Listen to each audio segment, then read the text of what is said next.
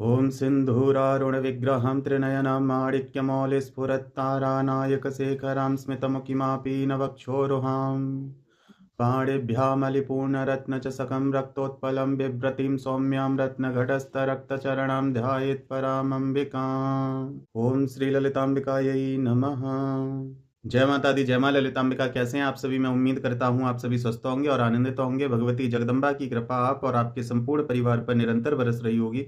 तो आज जो हम जानकारी लेके आए हैं वो इस विषय पर लेके आए हैं कि डर और भ्रम क्या होते हैं, डर और भ्रम पैदा कैसे होते हैं, हमारे शरीर और मन पर ये कैसे प्रभाव डालते हैं और इनसे स्थायी रूप से अपना बचाव कैसे किया जा सकता है, कैसे संभव है। तो आज की वीडियो में ये संपूर्ण जानकारी लेकर आए हैं। वीडियो को ध्यान से देखें, पूरा देखें, जिससे कि आपको जानकारी समझ में आए। जिसकी चेतना थोड़ी सी भी उठी हुई है वो इस वीडियो को ध्यान से समझ पाएगा। तो आइए वीडियो शुरू करते हैं। सबसे पहले जानते हैं डर क्या होता है। देखिए, डर कोई वस्तु नहीं है, कोई शक्ति नहीं है, कोई ऊर्जा नहीं है। डर केवल मन की एक प्रतिक्रिया है। अक्सर डर तब पैदा होता है जब मन ये सोच लेता है कि मेरे साथ कुछ बुरा हो रहा है या मेरे साथ कुछ बुरा हो सकता है और उसको रोक पाना मेरे हाथ में नहीं है, मैं उसको नहीं रोक सकता। तो वो डर में फंस जाता है क्योंकि उसका आत्मविश्वास गिर चुका है कि मैं उसको नहीं रोक सकता। तो उसका डर कम होने के बजाय और बढ़ेगा। ध्यान दीजिए, डर आपके वर्तमान में होता ही नहीं है, कभी भी नहीं होता है। या तो लोग पास्ट के विषय में सोच कर डरते हैं या फिर फ्यूचर के विषय में सोच के डरते हैं, लेकिन प्रेजेंट में कोई भी डर नहीं होता है, बल्कि पास्ट और फ्यूचर के डर के कारण आप प्रेजेंट में डर उत्पन्न करते हैं। डर हमेशा भविष्य की कल्पना से बनता है। देखिए, भ्रम, इल्यूजन क्या है? भ्रम का अर्थ होता है जो वास्तविकता में नहीं है, उसको हम भ्रम कहते हैं। जो चीज है ही नहीं उसके बारे में विचार करना, उसके बारे में सोचना, उसी प्रकार से रिएक्ट करना, इस प्रकार का जो भ्रम मन में बैठता है और उसको मन सच मान लेता है, यही भ्रम होता है। जब कोई डर बार बार हमारे जीवन में आ रहा है और उसका कोई स्पष्टीकरण नहीं मिल रहा, उसका कोई हमें समाधान नहीं मिल रहा है, तब मन खुद ही कुछ कारणों को अपने हिसाब से गढ़ लेता है, वो खुद क्रिएट कर लेता है। जब किसी व्यक्ति को कोई समझाने वाला ना हो तो फिर उसके दिमाग में, उसके मन में जो भी जवाब आता है वो उसको सच मान लेता है। डर और भ्रम फैलते कैसे हैं, आज इस तंत्र को जानते हैं। तो डर और भ्रम के पूरे तंत्र को समझते हैं। देखिए, हमारे दिमाग में एक हिस्सा होता है, हमारे दिमाग के इस हिस्से का काम होता है किसी भी प्रकार के खतरे को पहचानना और उस खतरे से बचाव के लिए शरीर को तैयार करना। लेकिन सबसे बड़ी समस्या तो ये है कि हमारे दिमाग के इस भाग में खतरे से सावधान होने के सेंसर तो हैं, शरीर को बचाव के लिए एक्टिव तो कर सकता है, लेकिन ये तर्क नहीं कर सकता। जैसे अचानक से कोई बड़ा सा पत्थर हमारी तरफ आ रहा है तो वो उसमें तर्क नहीं कर सकता कि ये कैसे आया होगा, क्यों आया होगा। वो केवल शरीर को सुरक्षित करने के लिए हिंट देगा कि वो पत्थर इधर आ रहा है और उससे चोट लग सकती है, खुद को बचाओ। तो वो बचाव दे सकता है, लेकिन उसमें सोचने या तर्क करने की क्षमता नहीं है। वो सिर्फ और सिर्फ प्रतिक्रिया देता है, वो सोचता नहीं है। इसीलिए जब कोई व्यक्ति ऐसी कहानियां सुनता है जो सत्य से बहुत दूर है, या कोई अफवाह सुनता है, या उसने कोई ऐसा दृश्य देखा है जो वास्तविक में उसे खतरा लगता है, अब जानते हैं कि सुनी हुई बातें दिमाग पर कैसे कब्जा करती हैं। जब कोई व्यक्ति बार बार सुनता है कि उस घर में कुछ है, उस कमरे में कुछ है, या उस व्यक्ति के अंदर कुछ है, या उस जगह पर कुछ है, या किसी व्यक्ति को प्रेत समस्या है या थी, तंत्र से ये सब होना संभव है। ऐसी कंडीशन में हमारा दिमाग कहता है कि जो सब कह रहे हैं वो कहीं ना कहीं सच होगा, और इसे ही मनोविज्ञान में कहा जाता है सांकेतिक असर, जो संकेतों के माध्यम से भी व्यक्ति के मन पे और शरीर पे असर पड़ता है। और यही सबसे बड़ा कारण है कि इन्हीं कारणों से ज्यादा डर फैलता है, क्योंकि केवल व्यक्ति को संकेत मिले हैं। अब उस संकेतों से व्यक्ति अपने दिमाग से क्या गढ़ता है, पॉजिटिव गढ़ेगा या नेगेटिव गढ़ेगा, ये उसके ऊपर डिपेंड करता है। और डर फैलने का यही सबसे बड़ा कारण होता है। कोई भी देखा हुआ दृश्य इतना खतरनाक क्यों हो जाता है? जब कोई व्यक्ति देखता है किसी के झाड़ फूंक होते हुए, किसी को चीखते चिल्लाते हुए, किसी को कांपते हुए, कोई नाटक या कोई असली जैसा दृश्य जो देखने में बिल्कुल असली लग रहा है, तो उससे व्यक्ति का दिमाग ये सीख लेता है कि ऐसा व्यवहार होना संभव है। ऐसा हो सकता है जो ये सामने वाले व्यक्ति के साथ हो रहा है। और फिर जब उसी से रिलेटेड दूसरे व्यक्ति के जीवन में डर या भ्रम आता है तो शरीर वही सीखा हुआ व्यवहार दोहराता है, क्योंकि उसने वही सीखा है। देखिए, जो देवी सवारी वाली वीडियो बनाई थी मैंने उसमें भी यही कहा था कि कृष्ण क्यों नहीं आते किसी पे, क्योंकि गीता ही नहीं आती किसी पे, धर्म समझाना ही नहीं आता किसी पे, इसलिए कृष्ण नहीं आते। काली क्यों आती हैं, दुर्गा क्यों आती हैं, उन्होंने देखा है कि जब ये हरकत होती है तो लोग कैसे रिएक्ट करते हैं, तो ये चीज उनके अवचेतन मन में छपी हुई है। और जब इस प्रकार की कंडीशन सामने आती है, कहीं भजन चल रहा हो या वो सिचुएशन ऐसी हो जहां हमारा शरीर उस प्रतिक्रिया को देता है, तब ऐसा देखा जाता है। तो जो हमने सीखा, चाहे किसी भी प्रकार से सीखा, डर में सीखा, चाहे मजबूरी में सीखा, चाहे जानबूझकर सीखा, जो हमने सीखा है, जो हमारे दिमाग में डेटा है, दिमाग उसी प्रकार से शरीर को चलाता है। और व्यक्ति सोचता है कि देखो ये तो सच में हो रहा है, इसका मतलब जो देखा था वो भी सच था और जो हम कर रहे हैं वो भी सच है। अब देखिए, पहले इंसान इतना भ्रम में या डर में नहीं थे, लेकिन जब से सोशल मीडिया पे लोग ज्यादा एक्टिव रहने लगे, गलत नहीं है सोशल मीडिया पे एक्टिव रहना, लेकिन यदि आप एक्टिव हो रहे हैं तो आपको पता होना चाहिए कि आप किस फील्ड में जा रहे हैं। अब जैसे बहुत से लोग हैं, वो कॉमेडी चीजें देखते हैं तो वो प्रसन्न रहते हैं, उनके मन में कभी ये चीजें नहीं आती फालतू की। लेकिन कुछ लोग ज्यादा गहराई में उतरना चाहते हैं, और वो भी बिना किसी सही मार्गदर्शन में, तो वो सोशल मीडिया की वजह से डर और भ्रम में फंसते हैं। जैसे बहुत से लोग लगातार भूत प्रेत वाली वीडियो देखते हैं, डरावनी रीलें देखते हैं, झूठे चमत्कार वाली वीडियो देखते हैं, जिसमें केवल और केवल झूठे दावे किए जा रहे हैं, लेकिन वास्तविकता में वो सत्य नहीं है। जब आप सोशल मीडिया के माध्यम से कुछ दिन या कुछ महीनों बाद उस जगह पर जाते हैं जहां के चमत्कार से आप प्रभावित हुए हैं, जब आप कुछ समय वहां रहते हैं, कुछ सच्चाइयां आपके सामने आती हैं, तो फिर आप कहते हैं कि ढोंग है, पाखंड है, या फिर कहते हैं कि हमारे गुरु ने छल कर दिया, हम वहां इसलिए गए थे, हमें ऐसा कुछ नहीं मिला। तो ये केवल इसी कारण से होता है क्योंकि आप खुद से ज्यादा दूसरे लोगों पे भरोसा कर रहे हैं, जबकि आपके खुद का भरोसा नहीं है, तो दूसरे के भरोसा करके क्या करोगे। सबसे पहले व्यक्ति को खुद पे भरोसा करना चाहिए। जिस प्रकार से दूसरों पे भरोसा कर रहे हो, उससे ज्यादा खुद पे और भगवान पे भरोसा करो। तो इस प्रकार की जो अटपटी बातें आपको बताई जाती है सोशल मीडिया के माध्यम से, वो 100% सत्य नहीं होती है। इसलिए अपने विवेक से काम लिया करो। ये डरावनी रीलें देखना, डरावनी मूवियां देखना, ये कहीं ना कहीं वो छवि हमारे अवचेतन मन में छप जाती हैं, और जब सामने इस प्रकार की कंडीशन हो या हम डर में या भ्रम में आ जाएं, तो यही छवियां उभर कर सामने आती हैं। क्योंकि जो हमारे पास दिमाग के पास जो डेटा है, हमने स्विच तो ऑन कर दिया डर का, भय का, तो अब हमारे माइंड में उससे रिलेटेड जो भी डेटा होगा वो ओपन होगा। किसी के माइंड में तो डेटा केवल इतना है कि बस सपने ही आएंगे, सपने ही आते हैं, तो वो केवल उसको सपने ही आएंगे। किसी के दिमाग में डेटा ये है, प्रेत रोगी को कंट्रोल कर पाना बड़ा मुश्किल है, तो वो उसी प्रकार से हरकत करेगा, चार चार लोगों पे नहीं रुकेगा। देखिए, ये वीडियो बहुत समझने के योग्य है।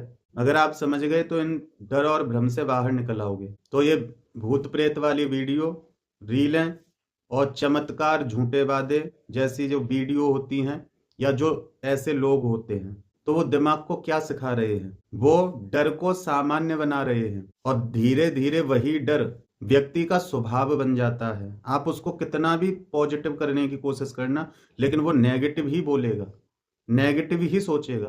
क्यों? क्योंकि उसने अपना स्वभाव ही ये बना लिया है। अब अलग से कुछ आया हो तो उसको कोई हटाए, और जब व्यक्ति ने खुद ही एक प्रेत को बनाया है अपने मन से, अपने आसपास के माहौल के अनुसार, अपने डर और भ्रम में रह के, तो उससे ऐसे लोगों को निकाल पाना बड़ा मुश्किल हो जाता है। क्योंकि जब तक व्यक्ति अपने मन पे काम नहीं करेगा, और जो उसके माइंड में डेटा है डर से रिलेटेड, वो उसको डिलीट करना पड़ेगा और नई शुरुआत करनी पड़ेगी, तब वो ठीक हो सकता है। ऐसे व्यक्तियों को हर असामान्य जो अनुभव होता है, वो ऐसा महसूस होता है कि हाँ, कुछ हो रहा है, जो हम सोच रहे हैं वो सही है, तो वो व्यक्ति के स्वभाव में आ जाती हैं ये चीजें। और जब पूरी तरह से उसके स्वभाव ही इन चीजों से बन जाता है, तो वो व्यक्ति हर समय ही बहकी बहकी बातें करता है। फिर कुछ समय का खेल नहीं होता कि 8-10 दिन, महीने, 15 दिन बाद किसी ने कुछ किया, फिर वो ठीक रहा कुछ दिन, वो चीज नहीं रहती। फिर वो हर समय इसी प्रकार से व्यवहार करता है, और ऐसी कंडीशन से फिर व्यक्ति को निकाल पाना बड़ा मुश्किल हो जाता है, क्योंकि यहाँ लड़ाई किसी और से नहीं करनी है, यहाँ व्यक्ति को अपने मन से ही लड़ाई करनी होती है, अपने ही दिमाग से लड़ाई करनी होती है। यहाँ खुद को बताना पड़ता है कि ये गलत है, और ये बता पाना हर किसी के लिए संभव नहीं हो पाता। इसलिए लोग पूरी पूरी जिंदगी भ्रम में ही फंसे रहते हैं, डर में ही निकल जाती है उनकी पूरी जिंदगी। देखिए, डर शरीर में क्या करता है, जब डर आता है तो दिल तेजी से धड़कता है, जो धड़कन है वो व्यक्ति की बढ़ जाती है, व्यक्ति की सांसें तेज हो जाती हैं और अधिक पसीना आता है, शरीर कांपने लगता है, और कभी कभी तो डर इतना बढ़ जाता है कि शरीर अपना संतुलन ही खो देता है। यदि उसके माइंड में डेटा स्ट्रांग वाला है तो व्यक्ति अपने शरीर का संतुलन ही खो देता है, उसे नहीं पता होता मैं क्या बोल रहा हूँ, क्या कर रहा हूँ, वो बड़बड़ाता ही रहता है, और फिर बेहोशी जैसी अवस्था होती है। तो व्यक्ति ये गतिविधि करने लग जाता है और ऐसी बातें बोलने लगता है जो सत्यता में है ही नहीं, जो केवल और केवल एक भ्रम है, केवल और केवल उसका दिमाग उसके साथ खेल रहा है। शरीर कांपता है, अजीब अजीब से अनुभव होते हैं, और ये बिल्कुल सामान्य सी जैविक प्रतिक्रिया है। ये कोई भूत प्रेत या कोई देवी देवता या किसी भी प्रकार की कोई बाहरी शक्ति नहीं है, क्योंकि देखिए, जब कोई बाहरी शक्ति होती है तो उससे व्यक्ति लड़ तो सकता है, या तो हारेगा या जीतेगा, लेकिन जो इस प्रकार के डर और भ्रम में होते हैं ना, वो कभी जीत पाते हैं और ना पूरी तरह से हार पाते हैं। उनकी ये लड़ाई चलती ही रहती है, बाहर ये लड़ाई दिखती ही नहीं, खुद ही से वो लड़ाई लड़ते रहते हैं, और जो उन्होंने अपने मन से क्रिएशन की है उससे वो लड़ाई करते हैं। कभी उन्हें लगता है कि हम जीत गए, कभी उन्हें अपने ही मन से लगता है कि नहीं, हम हार रहे हैं, हम ये कर रहे हैं, उसको पता चल रहा है वो हमारे इस पूजा की या इस साधना की काट कर देगा। तो मतलब अपने ही मन से हम उस चीज को पावरफुल कर रहे हैं और अपने ही मन से हम उससे लड़ने का प्रयास कर रहे हैं। तो इसी अवस्था को कहते हैं भ्रम की अवस्था, इसी को कहते हैं डर की अवस्था। ये भ्रम व्यक्ति ने पाल लिया और इसी भ्रम के कारण उसके जीवन में डर उत्पन्न हो रहा है बार बार, क्योंकि व्यक्ति को ज्ञान नहीं है कि कितना पॉसिबल है कितना नहीं। बस उसने जो देखा, जो सुना, जो किया, जो अनुभव किया, उसी को वो सच मान लेता है, लेकिन सत्यता इससे काफी दूर होती है। कभी व्यक्ति ये नहीं सोचता कि कहीं ना कहीं ऐसा भी तो हो सकता है कि मैं गलत हूं, जो मैं सोच रहा हूं या सुन रहा हूं या देख रहा हूं, हो सकता है कि कहीं ना कहीं ये गलत भी हो सकता है। मैं इतने पूर्ण विश्वास के साथ इसको कैसे कह सकता हूं? अज्ञान के कारण व्यक्ति ये और सोचता है कि ये तो सबूत है, मेरे साथ ये सब हो रहा है। उस व्यक्ति ने कहा था तुम्हारे ऊपर जिन्न है। अब जब किसी ने कुछ कहा उसको, तो पहली बात तो उसके दिमाग में ये चीज छप गई कि मैं एबनॉर्मल हूं, मैं नॉर्मल नहीं हूं। अब वो धीरे धीरे धीरे धीरे उसी के जाल में वो फंसता जाएगा। ये 100% सत्य है। और जिस व्यक्ति के दिमाग में ये चीज ना हो, चाहे उसके साथ पूरी फौज क्यों ना रहती हो, फिर भी वो उसका कुछ बिगाड़ नहीं सकती, क्योंकि उसके माइंड ने वो चीज अभी एक्सेप्ट नहीं की है। और जब तक माइंड एक्सेप्ट नहीं करेगा, शरीर कोई प्रतिक्रिया नहीं देगा। और एक एक व्यक्ति ऐसा है कि उस पर कुछ भी नहीं है किसी भी प्रकार से, लेकिन उसके माइंड ने एक्सेप्ट कर लिया है कि मैं पीड़ित हूं, तो उसका शरीर उसी प्रकार प्रतिक्रिया देगा। और ये उसको सबूत लगता है कि जो मैं सोच रहा हूँ वो सही है, जो मेरे साथ हो रहा है ये उसी कारण से हो रहा है। और यहीं से भ्रम पक्का हो जाता है। और जितना ये डर भ्रम पक्के होते जाते हैं, इनको काटना उतना ही कठिन हो जाता है। नहीं तो आप देखना कि जो व्यक्ति पूरी दुनिया में घुमाए और लास्ट में उन्होंने अपने दिमाग में ये सोच लिया कि अब हमने तो अपनी तरफ से कोशिश कर ली, अब भगवान के हाथ में, मारेगा तो मार देगा, बचाएगा तो बचा लेगा, अब हम किसी के पास नहीं जाएंगे। आप उस व्यक्ति को देखना, उसने केवल इतना एक्सेप्ट किया है, तो जितना वो लोगों के पास जा रहा था तब उसको आराम नहीं था, लेकिन अब वो आराम में होगा। उसने किसी से मदद मांगना ही बंद कर दिया। तो अब उसे पता है कि जो करना है मुझे करना है या भगवान को करना है। तो उसके साथ जो गतिविधि चल रही थी वो कम होने लग जाती हैं, क्योंकि उसका माइंड ये एक्सेप्ट कर लेता है कि अब किसी के पास जाना नहीं है, अब खुद ही करना है जो कुछ करना है। तो फिर ये सिचुएशन उसके सामने नहीं आती कि उसको गाड़ी में डालकर कहीं ले जाया जाए। फिर वो व्यक्ति अपना काम भी करता है, सब कुछ करता है, थोड़ी बहुत देर सोचता है उस विषय में, फिर डरता भी है, फिर कहीं से उसको कोई समझा देता है, कहीं से उसको थोड़ी बहुत जानकारी मिल जाती है जो सच्ची जानकारी हो, या वो खुद भक्ति पूजा करने लग जाता है, उसे थोड़े बहुत अनुभव होने लग जाते हैं। तो धीरे धीरे वो व्यक्ति खुद ठीक हो जाता है, क्योंकि उसका दिमाग अब नया डेटा अपने अंदर फीड करता है और जो पुराना डेटा है वो रिमूव होता है। अच्छा देखिए, ज्यादातर कौन से ऐसे लोग होते हैं जो ऐसे भ्रमों में फंसते हैं? तो ऐसे भ्रमों में वो लोग फंसते हैं जो ज्यादा भावुक होते हैं। आप देख लेना, जो व्यक्ति भावनाओं में बहुत जल्दी बहते हैं वो बहुत जल्दी ग्रसित होते हैं इन चीजों से। मान लो किसी मंदिर में गए, वहां कोई गतिविधि कर रहा है, चाहे माता की चाहे किसी की भी, तो उस चीज को वो एक्सेप्ट कर लेंगे। 4 लोगों से वो कहते फिरेंगे वहां हम गए थे, वहां माता आ रही थी, क्योंकि वो भावुक है, वो हर चीज से भावनात्मक जुड़ जाएगा। कोई नेगेटिविटी से ग्रसित होगा तो उसको देख के भी उसके मन में डेटा फिक्स हो जाएगा। तो इस प्रकार से भावुक जो व्यक्ति होते हैं, जो हर चीज को भावनात्मक रूप से ले लेते हैं, उन पे हर चीज का प्रभाव पड़ता है, लोगों की बातों का भी प्रभाव पड़ता है। और जो व्यक्ति भावुक नहीं होते, देखते सब कुछ है लेकिन प्रतिक्रिया नहीं देते, अपने दिमाग में वो डेटा नहीं भेजते हैं जिससे शरीर कोई प्रतिक्रिया दे, तो उनके ऊपर कोई फर्क नहीं पड़ता। या जो व्यक्ति धार्मिक डर में पले बड़े हैं, ऐसे लोग बहुत जल्दी चपेट में आते हैं, जिनको धर्म के नाम पे डराया गया है बचपन से ही, ऐसे लोग बहुत जल्दी इन झांसों में आते हैं। जिन व्यक्तियों की भावनाएं दबी रह गई हैं, वो अपनी भावनाएं उजागर नहीं कर पाते, उनका आत्मविश्वास नहीं है, ऐसे लोग बहुत जल्दी इन चीजों के बस में आते हैं, इन चीजों के प्रभाव में आते हैं, क्योंकि उनके पास एक ये मार्ग बन जाता है अपनी बातें किसी दूसरे के सामने प्रकट करने का, तो वो बहुत जल्दी ग्रसित होते हैं। जो लोग ज्यादा अकेले रहते हैं वो लोग भी इन चीजों से बहुत प्रभावित होते हैं, क्योंकि वो अकेले में चाहे कहीं से कुछ देखते हैं, सुनते हैं, किसी प्रवचन को सुनते हैं जिस प्रवचन में केवल झूठ बोला जा रहा है व्यूज के लिए, तो कहीं ना कहीं अकेले में रह के एक ना एक बात तो हमारे दिमाग में फिट होती है, और फिर उसी के अनुसार जब समय आता है तब हमारा शरीर वो प्रतिक्रिया भी देता है। जैसे आपने कहीं से सुना, मान लो किसी ने कहा कि पेड़ पौधों को बचाओ, किसी संत के मुंह से सुना या किसी व्यक्ति के मुंह से, कैसे भी आप तक ये बात पहुंची कि पेड़ पौधों को बचाओ, यही हमारा जीवन है। आपने इतना सुन लिया, अब आपने उस टाइम चाहे रिएक्ट किया या नहीं किया, लेकिन वो आपके अवचेतन मन में वो बात बैठ गई। अब भविष्य में जब भी आपको कोई पेड़ काटता हुआ दिखेगा, तुरंत आपके मन में वो बात एक्टिव हो जाएगी जो आपने सुनी थी। यदि आप उस बात पर पूर्ण भरोसा करते हैं तो आप जाके उनसे कहोगे कि भैया पेड़ मत काटो, पेड़ ही हमारा जीवन है, तो आपके दिमाग में थी बात, आपका शरीर प्रतिक्रिया देगा। और यदि आपने उस बात को एक्सेप्ट नहीं किया है ढंग से, तो आप देखोगे, मन में सोचोगे कि पेड़ नहीं काटने चाहिए, और फिर आप वहां से निकल जाओगे। तो जो हमारा दिमाग एक्सेप्ट किसी चीज को कर लेता है, शरीर उसी प्रकार प्रतिक्रिया देता है। जब तक आप दिमाग से किसी चीज को एक्सेप्ट नहीं करोगे, आपका शरीर कोई प्रतिक्रिया नहीं देगा। तो इसलिए अपने दिमाग को सबसे पहले मजबूत करना चाहिए, अपने मन को मजबूत करना चाहिए, क्योंकि यहीं से सारी चीजें बिगड़ती हैं।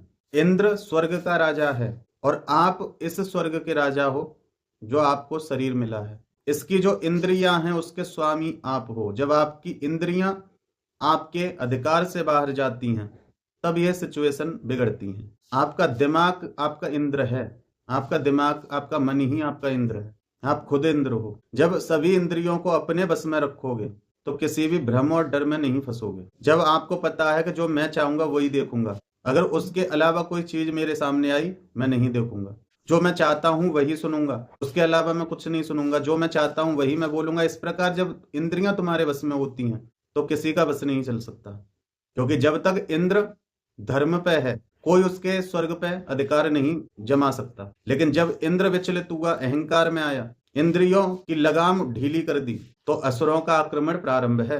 और यही असुर का आक्रमण, यही नेगेटिव पॉजिटिव जो भी आप दुनिया में कहते हैं, सुनते हैं, देखते हैं, वो यही है। आपका शरीर स्वर्ग है, इस स्वर्ग के स्वामी हो आप। शक्ति कहां से आ रही है? मन से। कार्य किससे कर रहे हो?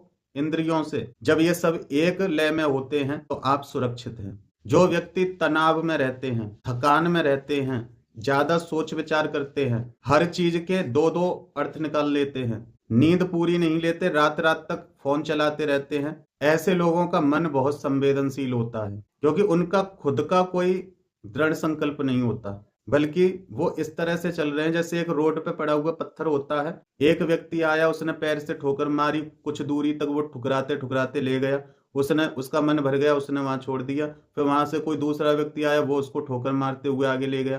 तो ऐसे जो व्यक्ति होते हैं कि जिनको हर कोई अपने हिसाब से चलाता है, ऐसे लोग बहुत जल्दी इन चीजों में फंसते हैं। और जो व्यक्ति अपने ऊपर पूर्ण भरोसा रखते हैं, अपने अनुसार देखते, सुनते, चलते, बोलते, खाते, पीते रहते हैं, ऐसे व्यक्तियों पे इन चीजों के प्रभाव नहीं पड़ते हैं। चाहे फिर व्यक्ति उसको नास्तिक बेशक बोल दे कि नास्तिक है, तो चलो ये माना जा सकता है कि व्यक्ति नास्तिक है तो चलो ठीक है, वो भगवान को नहीं मानता, उस पर भगवान का कोई अधिकार नहीं, चलो एक बार के लिए मान लेते हैं। तो नेगेटिविटी तो कम से कम उसको परेशान करे, नेगेटिविटी उसको उसके साथ कनेक्ट हो, वो तो पूजा भी नहीं कर रहा है, तो उसके साथ नेगेटिविटी भी कनेक्ट नहीं हो रही है। क्यों? क्योंकि वो अपने दिमाग में किसी भी प्रकार की बात को रखना ही नहीं चाहता, ना नेगेटिव ना पॉजिटिव। और जो पूजा पाठ कर रहे हैं वो भूत प्रेतों से पीड़ित हैं। क्यों?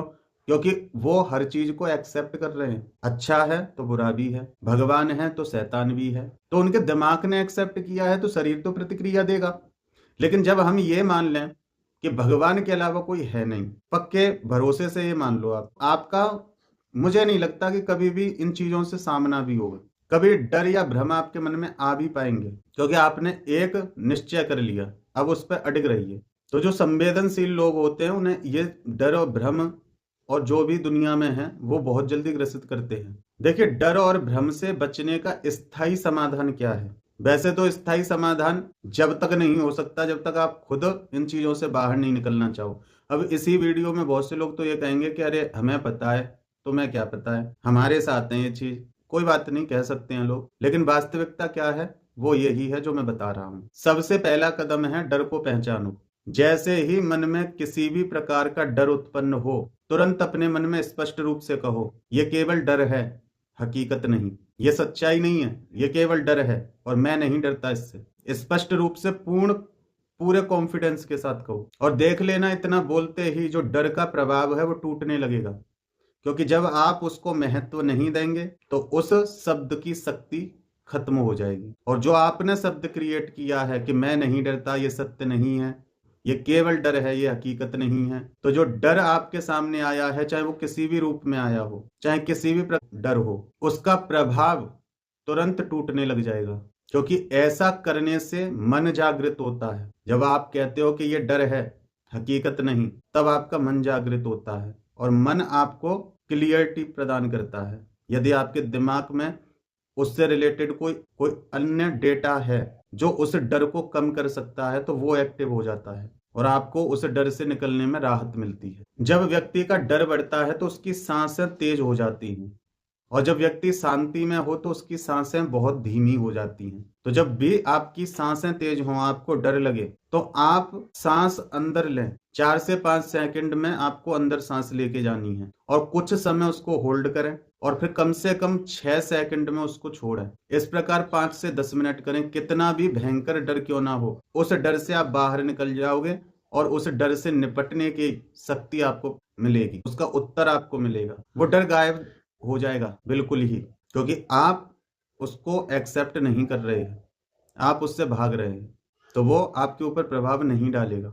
ये क्रिया सबसे शक्तिशाली हथियार है यदि डर को दूर करना है तो। इससे आपके दिमाग को यह संदेश चला जाता है कि कोई खतरा नहीं है। जब आप रिलैक्स हो जाते हैं डर के समय, आप इस प्रकार सांसें लेते हैं 5 से 10 मिनट, तो आपके दिमाग तक यह सिग्नल पहुंच जाता है कि खतरे वाली कोई बात नहीं है, क्योंकि आप दिमाग में डर को नहीं भेज रहे हैं, आप बल्कि उस जगह पे अपनी सांसों पर ध्यान लगा रहे हैं। तो दिमाग समझ जाता है कि कोई भी कुछ भी डरावना ऐसा नहीं है जिससे शरीर को प्रतिक्रिया देनी पड़े। शरीर शांत है, श्वासें मंदी चल रही हैं, तेज नहीं है, तो दिमाग अपने आप उस डर को आपसे दूर कर देता है। डरावना कंटेंट देखना पूरी तरह से बंद कीजिए। देखिए, ये कठिन है क्योंकि आदत जब किसी चीज की होती है तो वो इतनी जल्दी नहीं छूटती, लेकिन ये बहुत अच्छा उपाय है। क्योंकि जब आप नई मेमोरी अपने दिमाग में फीड नहीं करोगे तो आपके शरीर को प्रतिक्रिया देने के लिए डेटा ही नहीं होगा आपके दिमाग के पास, तो सब कुछ अपने आप शांत हो जाएगा। और जब उसको उसी चीज में ग्रो करते रहोगे, जानकारी ढूंढ ढूंढ के, चीजें देख देख के, तो वो आज जो प्रतिक्रिया शरीर दे रहा है कल उससे अलग देगा। जो आपने उससे देखा है एक्स्ट्रा लेवल का, वो भी होगा फिर आपके साथ। भूत प्रेत वाली वीडियो या जो अफवाहों की वीडियो होती हैं या जो प्रवचन डर फैलाते हैं, ऐसा मत करना, ऐसा हो जाएगा, आसन इस दिशा में नहीं होगा तो वैसा हो जाएगा, दीपक का मुंह इधर करना है, नारियल उधर रखना है, भगवान को उधर बैठाना है, इस प्रकार के जब ये डराने वाले जो प्रवचन होते हैं ये आपके दिमाग में बैठ जाते हैं, फिर वो भक्ति आपकी भक्ति नहीं रहती, वो केवल और केवल डर बन जाती है। तो ऐसे जो ज्ञान होते हैं ये कोई प्रवचन नहीं है। क्योंकि जो संतों के पास आप जाओगे, उनके जो प्रवचन होते हैं, उनके प्रवचन ये होते हैं, भगवान हर जगह है, भगवान हर परिस्थिति में है, भगवान हर प्रकार से हमारे साथ है, भगवान हमारे ही अंदर है। वहां आप देखना, संतों के मुख से आप कभी नहीं सुनेंगे कि आसन इस प्रकार लगाना है और इस प्रकार से भोग देना है, इस प्रकार से बलि देनी है। आप संतों के मुंह से ये चीज कभी नहीं सुनोगे।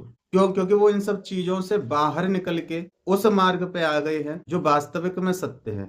और जो विधियां होती हैं वो एक गुरु के माध्यम से हमें प्राप्त भी होती हैं।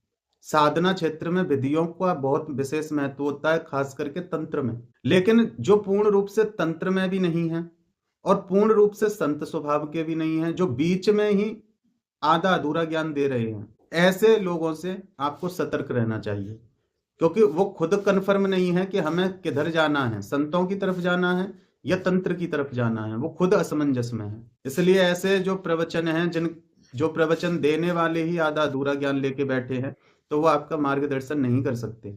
ये ज्ञान नहीं है। यदि आपको ज्ञान लेना है तो ऐसे व्यक्ति से लीजिए जो आपको सही और सटीक उसका उत्तर दे, जो खुद कंफ्यूजन में ना हो किसी भी प्रकार की में, तो वो ठीक है। लेकिन जो डरावने प्रवचन है वो ज्ञान नहीं है, बल्कि वो मानसिक जहर है जो व्यक्ति को धीरे धीरे धीरे धीरे मारता है। एक बात व्यक्ति के दिमाग में बैठ गई और गहराई से बैठ गई तो उसी बात से व्यक्ति भगवान को भी पा सकता है, और उसी की जगह पर यदि कोई गलत बात उसके दिमाग में बैठ गई तो उसकी वजह से वो खुद को भी नुकसान पहुंचा सकता है, अपने परिवार को भी नुकसान पहुंचा सकता है, और ना जाने अपने जीवन के कितने वर्षों को वो खराब कर सकता है, कितने पैसों को वो व्यर्थ में इधर उधर लुटा सकता है। धीरे धीरे खुद उसी विचार में, उसी चिंता में, उसी डर में, उसी भ्रम में घुल घुल के मर जाता है। देखिए, सच्ची आध्यात्मिकता क्या है? सच्ची भक्ति व्यक्ति को भय से मुक्ति देती है, आत्मविश्वास देती है, मन को स्थिर करती है। जहां ईश्वर का भरोसा है वहां डर टिक नहीं सकता। यदि आप भक्त हो, भक्ति करते हो, जब भी आपको डर महसूस हो, तुरंत भगवान का कोई चरित्र उठा के पढ़ने लग जाओ। उससे आपके अंदर ज्ञान उत्पन्न होगा।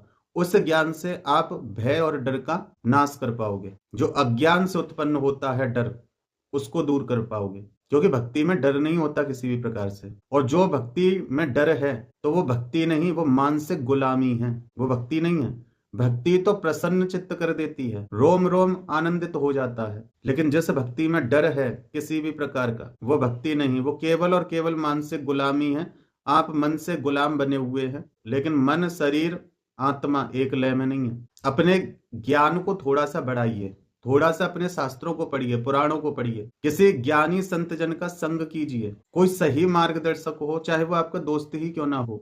यदि आपको लगता है कि ये व्यक्ति सही है अपनी जगह पे, तो आप कुछ समय उससे बातें करो, अपने संशय और भ्रमों को दूर करने का प्रयास करो। क्योंकि डर हमेशा अज्ञान में होता है, और आपको पता है कि जब व्यक्ति का डर खत्म हो जाता है तो वो मृत्यु से भी नहीं डरता। वो हंसते हंसते अपने शरीर को त्याग देता है और मुक्त हो जाता है, क्योंकि उससे किसी भी चीज का डर ही नहीं रहता, किसी भी चीज का भ्रम ही नहीं होता उसको। जब जीवन में सब कुछ स्पष्टता आती है तो वो ज्ञान से ही आ सकती है। लेकिन ज्ञान अहंकार वाला नहीं होना चाहिए, ज्ञान शुद्ध और पवित्र होना चाहिए, जो अपना तो उद्धार करे ही, साथ में दूसरे व्यक्ति का भी उद्धार करे। और वो ज्ञान हमें कहाँ से मिलता है? संतों के चरणों में, पुराणों में, शास्त्रों में, वेदों में, या फिर दिव्य साधनाओं में। तो दुनिया के भरोसे मत रहो, कोई तुम्हें सच परोस के नहीं देगा, ये ध्यान रखना। जिसके मन में जो आएगा, जैसे आएगा, वो वैसे ही बोलेगा, क्योंकि उसको व्यूज चाहिए। यदि सत्य जानना है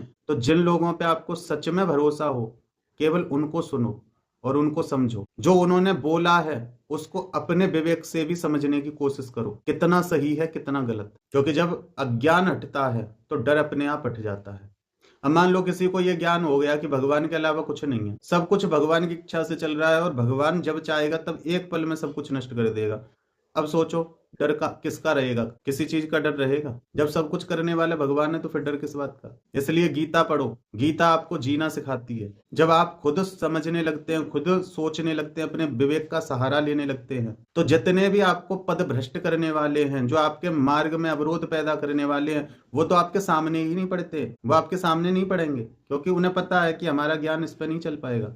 और आप काफी हद तक डर और भ्रमों से दूर हो जाते हैं। आप समझ पाते हैं कि हमारा दिमाग कैसे काम करता है, डर क्यों आता है, भ्रम क्यों आता है, प्रेत क्या होते हैं, देव क्या होते हैं, भक्त का भाव क्या है, साधक का भाव क्या है, पशु भाव क्या है, वीर भाव क्या है और भक्ति भाव क्या है। जब आपको किसी भी चीज के बारे में फुल नॉलेज है तो उसमें ही आप कॉन्फिडेंस दिखा सकते हैं। बाकी की अन्य चीजों में तो आप यही कहेंगे कि हो सकता है ऐसा हो, तो वो भ्रम की अवस्था उसको कहते हैं। जब आप कॉन्फिडेंट होते हैं कि नहीं यही सत्य है तो वही सत्य है, और उस जगह पर कोई भी भ्रम या डर आपको विचलित नहीं कर सकता है। अकेले मत रहो, क्योंकि डर ज्यादातर अकेलेपन में बढ़ता है, क्योंकि वहां वही चीजें आपके दिमाग में बार बार आती हैं जो आपके दिमाग में पहले से है, और आप उसी पर बार बार विचार करते हैं, फिर आपका शरीर प्रतिक्रिया देता है। इसलिए जब भी आपको डर महसूस हो तो या तो अपने इष्ट से अपनी बातें करने लगो, या कोई समझदार व्यक्ति आपके आसपास है तो उससे बैठ के आप बात करें। कुछ भी नहीं है आपके पास, चाहे गीता है, चाहे दुर्गा सप्तशती है, या कोई पुराण है, आप उसको उठा के उसमें से कोई चैप्टर पढ़ो। आपका मन डाइवर्ट होगा और वो डर वहीं खत्म हो जाएगा। डर के समय पे यदि आपको कोई समझाने वाला मिल गया तो समझिए आपका डर आधा तो वहीं खत्म हो जाएगा, क्योंकि वो किसी ना किसी प्रकार से आपको उस डर से बाहर निकाल देगा। डर बाहर नहीं होता है। किसी ने देखा है डर को, डर कैसा दिखाई देता है, तो वो बाहर कहीं नहीं होता, उसका कोई रूप रंग नहीं होता है, वो हमें सिखाया जाता है। छोटे बच्चे को किसी चीज से डर नहीं होता, क्यों? क्योंकि अभी उसने सीखा ही नहीं कि डर होता क्या है। जबकि गिरता वो भी है, खाता पीता वो भी है, चोट उसको भी लग सकती है, लेकिन वो अभी डर को नहीं सीखा है कि डर किससे कहते हैं। तो वो ये नहीं देखता कि मैं बेड से गिर जाऊंगा, वो किसी भी प्रकार की सावधानी नहीं रखता, क्योंकि उसके माइंड में भी डर है ही नहीं। जो डर का आभास कराने वाले जो दिमाग में सेंसर है वो एक्टिव ही नहीं होते। और कभी कभी देखा होगा बच्चा कहीं से गिर गया तो थोड़ी देर तो गिरा ही रहेगा, वो उसे यही नहीं पता कि मैं गिरा हूं। अगर उसके कहीं लगी होगी तब बहुत देर बाद उसकी आवाज निकलेगी, क्योंकि उसको ये समझ पाना ही मुश्किल होता है कि मेरे साथ हुआ क्या है। अब जो लोग ज्यादा अपने दिमाग में डेटा फीड करते रहते हैं, ऐसे लोगों का शरीर बहुत जल्दी जल्दी प्रतिक्रिया देता है। जितने विचार आपके दिमाग में भरे होंगे आप उतने ही विचलित रहोगे। इसीलिए कहा जाता है मेडिटेशन करो। उससे करने से आपके मन में शांति आती है, आपका मन स्थिर होता है, जिस कारण से आप बेहतर सोच पाते हैं। तो डर व्यक्ति को सिखाया जाता है, ये मत करो इससे ये हो जाएगा, वो मत करो उससे वो हो जाएगा। फिर कभी भी जीवन में वो चीज हमसे हो जाती हैं तो वो कहीं ना कहीं बात उभर के ऊपर आती है कि उसने ऐसे मना किया था, हमने तो ये कर दिया, अब हमारे साथ ये सब होगा।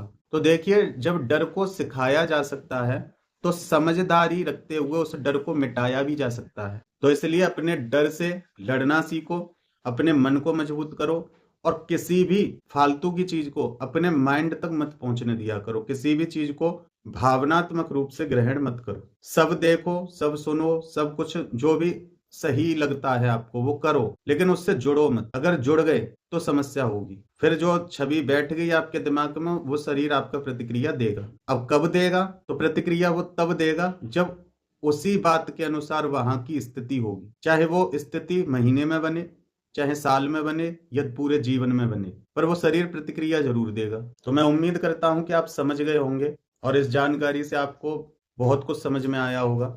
फिर मिलते हैं एक ऐसी ही अगली वीडियो में एक नई जानकारी के साथ। तब तक अपना और अपने परिवार का ध्यान रखें, भगवान की भक्ति करें, निरंतर भक्ति पथ पर आगे बढ़ते रहें। जय माता दी, जय मां ललितांबिका।